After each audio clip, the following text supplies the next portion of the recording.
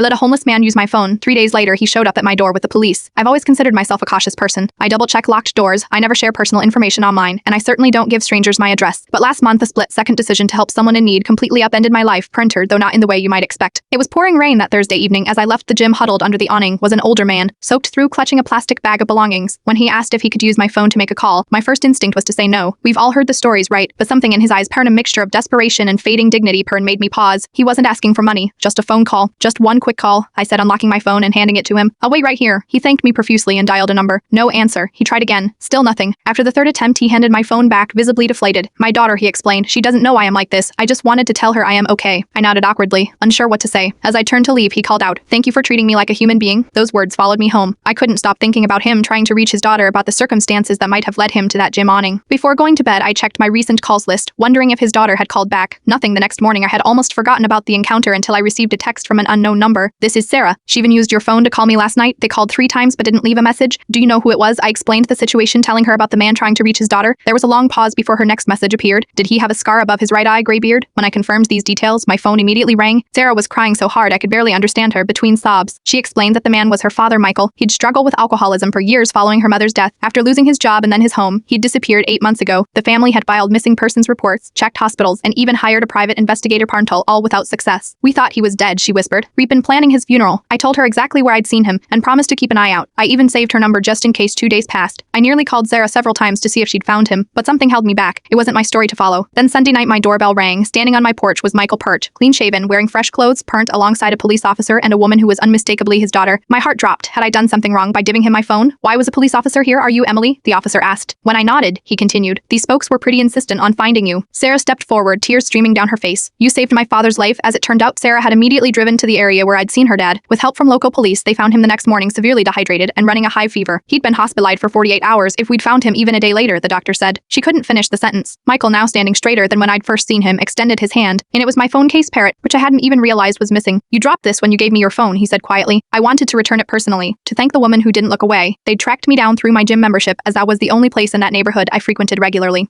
That was 3 weeks ago. Michael is now in a recovery program, living with Sarah temporarily. Yesterday, I received an invitation to Sunday dinner at her house. Some people say never talk to strangers. I say sometimes a stranger is just a friend you haven't met yet, parent, or someone's father who desperately needs to come home. The smallest acts of kindness can create ripples we never imagined, and it takes is the courage not to look away when someone needs to be seen.